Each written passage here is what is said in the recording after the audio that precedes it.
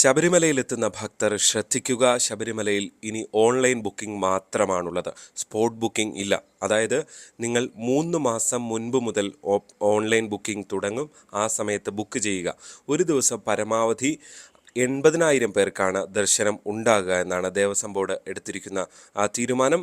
അതായത് കഴിഞ്ഞ കൊല്ലങ്ങളിലൊക്കെ കാട്ടിലടക്കം ഭക്തർ കെട്ടിക്കിടക്കേണ്ടി വരുന്ന, വാഹനം തടഞ്ഞിടേണ്ടി വരുന്ന സ്ഥിതിവിശേഷം ഉണ്ടായിരുന്നു. ഇത് ഒഴിവാക്കാൻ വേണ്ടിയാണ് ദേവസ്വം ബോർഡിൻ്റെ പുതിയ പരിഷ്കാരം വന്നിരിക്കുന്നത്. നേരത്തെ പല ദിവസങ്ങളിലും 1,00,000-ലധികം ഭക്തർ ശബരിമലയിൽ എത്തിയിരുന്നു. അതായത് ഇനി എത്തുന്നവർ ജാഗ്രത പാലിക്കുക.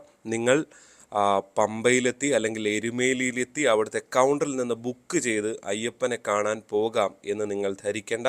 നിങ്ങൾക്ക് ദർശനം ഉണ്ടാകില്ല.